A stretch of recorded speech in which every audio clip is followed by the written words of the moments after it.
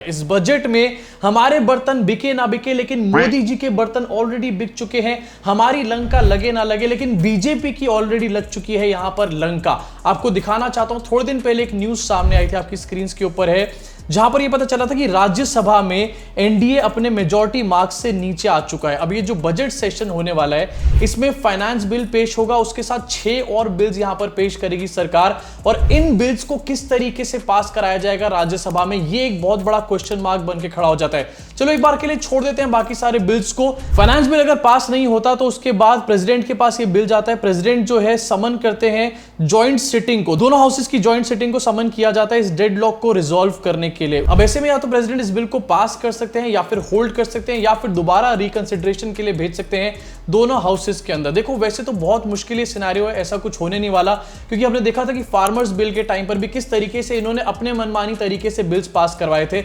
लेकिन अगर by chance ऐसी सिचुएशन बन जाती है तो मोदी सरकार के ऊपर एक बहुत बड़ा यहां पर प्रेस्टीज इशू आ जाएगा, भैया नाक कट जाएगी इन लोगों की पूरी तरीके से। वैसे आपको इसके साथ ये भी बता देना चाहता हूं कि फाइनेंस बिल राज्यसभा में पास ना हो तो कोई दिक्कत नहीं होती, चलो भाई चल जाता है, प्रेसिडेंट के पास चला जाएगा, वहां से काम करवा लेंगे। लेकिन अगर फाइनेंस बिल लोकसभा में पास नहीं होता है तो सरकार को रेजिग्नेशन देना पड़ जाता है। यस, सरकार को रेजिग्नेशन इसलिए देना पड़ता है क्योंकि वो ऐसी सिचुएशन होती है जहां पर ये क्लियर हो जाता है कि सरकार के पास मेजॉरिटी ही नहीं है, तभी वो फाइनेंस बिल को पास नहीं करवा पा रहे। इसलिए मैंने शुरुआत में कहा था कि बजट आने से पहले ही मोदी जी के बर्तन बिक चुके हैं, लुटी पीटी हालत यहां पर हो चुकी है। अब इस लुटी पीटी हालत के पीछे सिर्फ ये एक रीजन नहीं है, इसके अलावा 4 और रीजन है।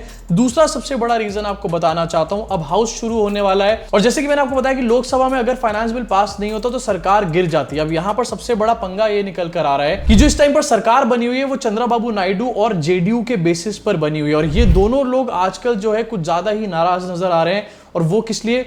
योगी जी की वजह से। Yes, last week Modi ji ने एक नाकाम कोशिश करी थी योगी आदित्यनाथ को सीएम पोस्ट से हटाने की, लेकिन अब योगी आदित्यनाथ जो है काफी एक्शन मोड में बैकफायर करते हुए नजर आ रहे हैं। योगी आदित्यनाथ ने रिसेंटली एक डिसीजन लिया था जहां पर यह कहा गया था कि जो कांवड़ का रूट है उसमें जितनी भी दुकानें होंगी, जितने भी रेस्टोरेंट्स होंगे, सबको अपनी दुकान के बाहर अपने नाम की तख्ती लगानी है। हालांकि दोस्तों ये भी एक नाकाम कोशिश ही है, क्योंकि इसके ऊपर भी सुप्रीम कोर्ट ने स्टे लगा दिया इस टाइम पर। रीसेंट अपडेट है, आपके अपनी स्क्रीन पे देख सकते होंगे कि सुप्रीम कोर्ट इस पूरे डिसीजन के ऊपर स्टे लगा चुका है, और यहां पर भी किरकिरी हो चुकी है काफी। अब इस डिसीजन पे काफी तगड़ा यहां पर बैकलैश मिला, और सिर्फ अपोजिशन से बैकलैश नहीं मिला। अपोजिशन तो आज इस पे हल्ला मचाएगी, लेकिन उसके अलावा जो अलायंस के पार्टनर्स हैं इन लोगों के, जेडीयू और टीडीपी, उनसे भी काफी ज्यादा यहां पर बैकलैश मिला है मोदी जी को। आपको दिखाना चाहता हूं किस तरीके से योगी आदित्यनाथ की एक सोची समझी साजिश है बजट सेशन में मोदी जी को फंसाने की, हर तरफ से घेरने की। अपने स्क्रीन पर इसको देखो, जब ये यूपी पुलिस का ऑर्डर निकलकर सामने आया था उसके तुरंत बाद यहां पर जेडीयू ने इसको अपोज किया था। जेडीयू से police order against PM Modi policy of सबका साथ सबका विकास सबका विश्वास। मतलब जो ऑर्डर यहां पर योगी आदित्यनाथ ने लिया उसका सीधा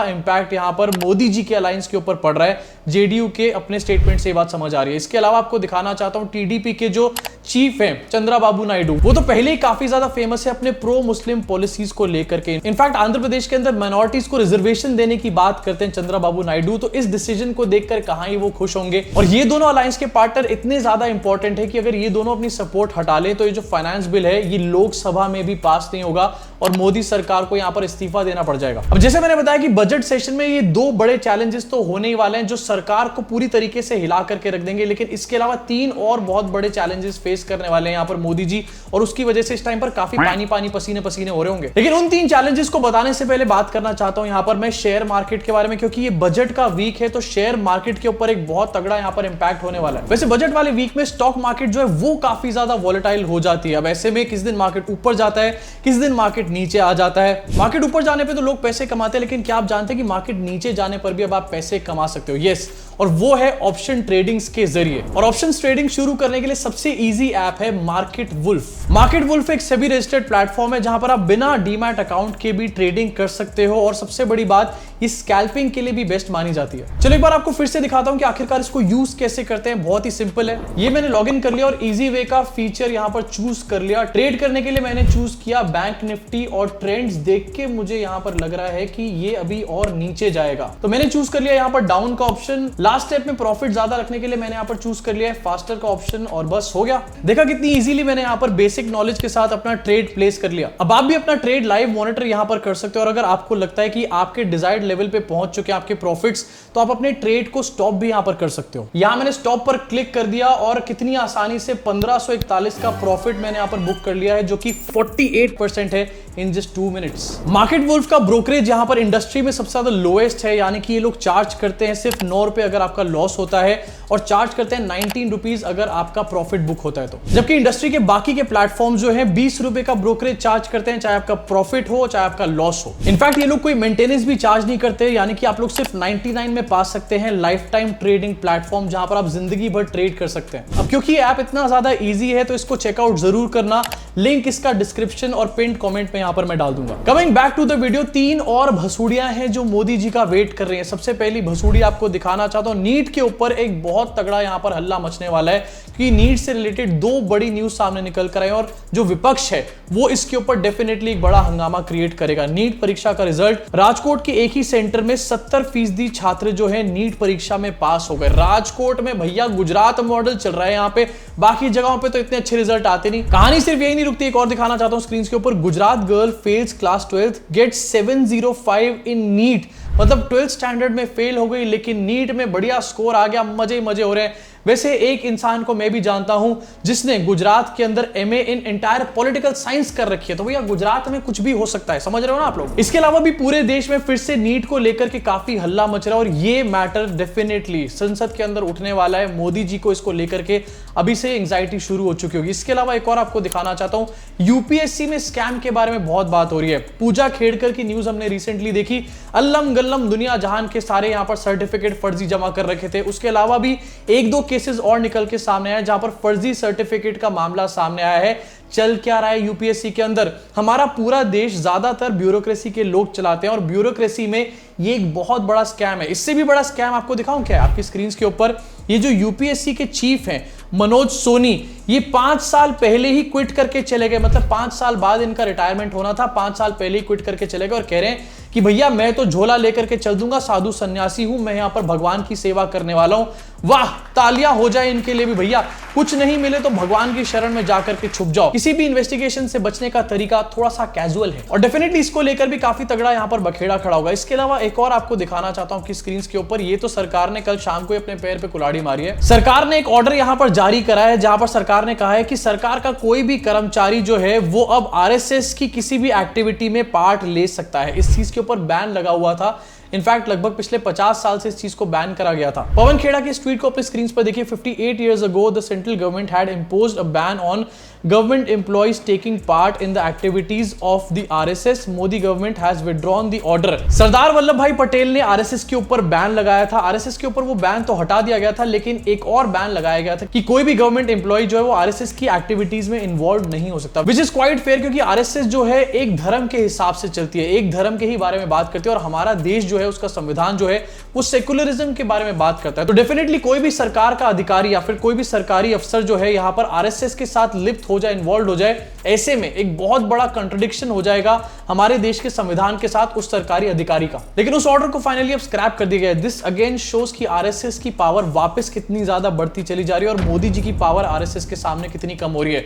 वैसे तो आरएसएस की पावर बढ़ती हुई इससे भी समझ में आ रही थी कि योगी आदित्यनाथ कितने पावरफुल हो रहे हैं, लेकिन मोदी जी ने जो ऑर्डर लिया ये खास तौर से यहां पर महाराष्ट्र इलेक्शंस को देख करके लिया है। आरएसएस का हेडक्वार्टर्स महाराष्ट्र के अंदर है, महाराष्ट्र में इलेक्शंस आने वाले हैं, कोई भी कोइंसिडेंस यहां पर नहीं है, सब कुछ प्री प्लान्ड है। वैसे महाराष्ट्र के अंदर सरकार कितनी ज्यादा बौखलाई हुई है इस टाइम पर, ये दिखाने के लिए एक मोटा भाई का भी वीडियो आपको दिखाना चाहता हूं, जहां पर मोटा भाई अमित शाह जी शरद पवार के ऊपर क्वेश्चन रेज कर रहे हैं। आप जरा एक बार सुनिए क्या कह रहे हैं। भ्रष्टाचार का सबसे बड़ा सरगना भारत की राजनीति में है तो शरद पवार है, इसमें मेरे मन में कोई कंफ्यूजन नहीं।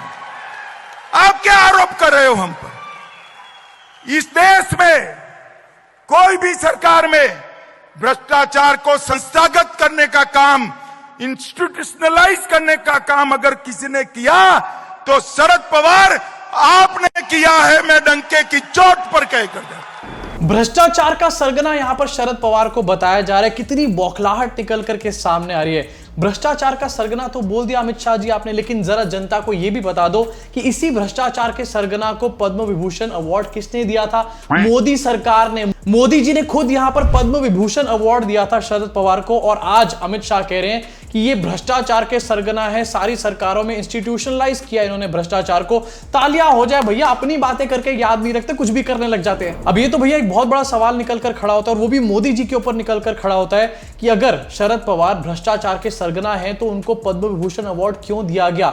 आप क्या भ्रष्टाचारियों को अवार्ड देते हो क्या यहां पर? मतलब अपने ऊपर ही क्वेश्चन रेस कर रहे हो यार। इनकी आरतियां उतारनी चाहिए, इनकी पूजा होनी चाहिए, इतने महान हैं ये लोग। ये सुन के मुझे हंसी भी आई, क्योंकि जिस सरकार में श्री अमित शाह जी है, उसी सरकार ने, वो जब मोदी सरकार थी, अभी तो यूपीए एनडीए सरकार है, पहले जब मोदी सरकार थी, उसी मोदी सरकार ने शरद पवार जी को पद्म विभूषण से सम्मानित किया था।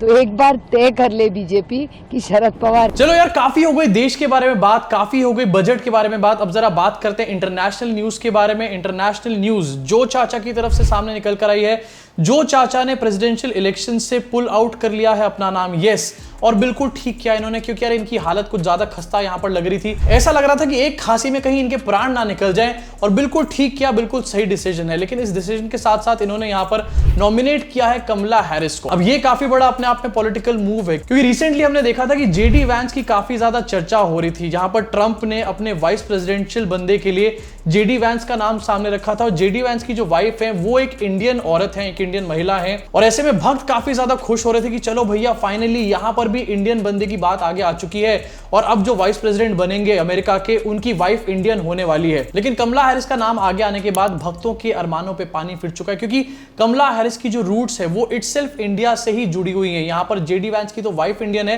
लेकिन कमला हैरिस तो खुद इंडियन है। अब अगर भक्त यहां पर कमला हैरिस को सपोर्ट नहीं करते तो यहां पर भी हिपोक्रेसी सामने आ जाएगी, और अगर सपोर्ट कर दिया तो भैया इनके कल सुबह पेट में दर्द हो जाएगा, पेट साफ नहीं होगा इनका। सुनने में लेकिन ये भी आ रहा है कि यहां पर भी एक छोटा सा ट्विस्ट हो सकता है, और मिशेल ओबामा का नाम इस टाइम पर काफी ज्यादा ट्रेंड कर रहा है। अगर मिशेल ओबामा यहां पर प्रेसिडेंशियल इलेक्शन लड़ती हैं और अगर वो जीत जाती है तो भैया यहां पर तो गदर ही मच जाएगा इंडिया में, लोग पागल हो जाएंगे पूरी तरीके से। ओबामा ने लास्ट ईयर मोदी जी के ऊपर क्या क्या बातें बोली थी ये तो आपको अच्छे तरीके से याद होगा, और उसके बाद अगर मिशेल ओबामा वहां की प्रेसिडेंट बन जाती है तो यहां पर बहुत लोगों को मिर्चें लगने वाली है। इसी के साथ जाते जाते एक और इंटरनेशनल न्यूज आपको दिखाना चाहता हूं। बहुत बात होती है इसके बारे में कि पाकिस्तान में हिंदुओं की आबादी लगातार कम होती चली जा रही है, और इसीलिए यहां पर सीएए को भी लाया गया था। आपको दिखाना चाहता हूं इससे जुड़ी एक बड़ी न्यूज। पाकिस्तान में 6 साल में हिंदुओं की आबादी 6 लाख बढ़ी है। हिंदुओं की आबादी 2017 में 35 लाख थी, जो कि 2023 में बढ़कर 38 लाख हो गई है। इसके अलावा इस न्यूज में यह भी लिखा हुआ है कि मुसलमानों की जनसंख्या में मामूली गिरावट भी दर्ज करी गई है। यस,